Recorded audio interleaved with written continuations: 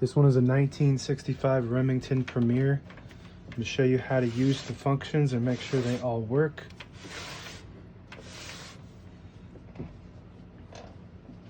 To set the margins, you just move these with your thumb each side, and when you get to the end of the margin, you'll hear that bell.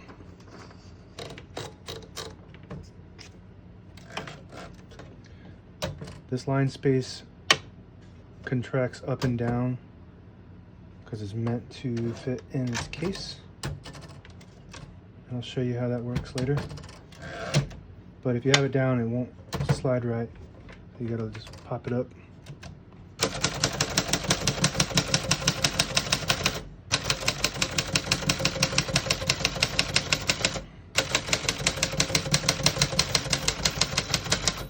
Once you hear the bell, you're at the end of the margin, and you hit the line space, brings it back to the beginning and skips 1 or 2 spaces.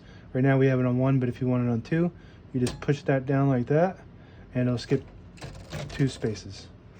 We're going to keep it on 1. There's another option for 0 too. You hit it, nothing happens. So we're going to keep it on 1 for now. As you can see, all the keys type nice, none of them skip or stick. I'll type a sentence on the next line.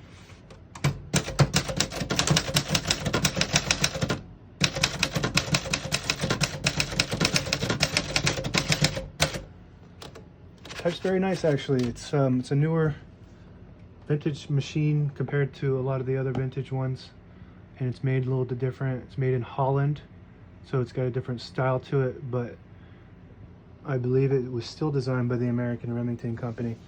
It's all made out of steel and metal except for the frame. This is plastic, and this pops off. I'll show you how to do that. To pull the paper out easy, you just flip that switch forward.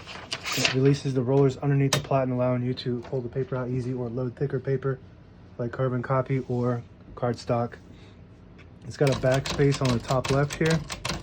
That works good. It's got a shift on each side and a shift lock. To clear that, you just hit the shift again.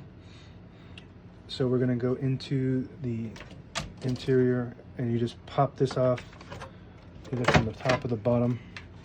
And if you just maneuver it, don't break it, it'll pop off easy. And these are the spools, all the brand new ribbons on this side, so it's pulling to that side. You can see it going clockwise.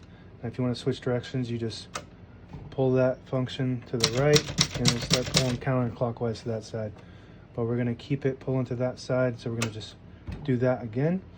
And we're going to put this panel back on. And that pops right on like that. And this one comes with a user manual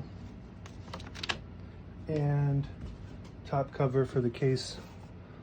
So we're going to push that lever down so it'll fit, and then it just connects fully onto the machine, and these clasps will grip underneath to close it. So just sometimes maybe you got to work with it, get it to close.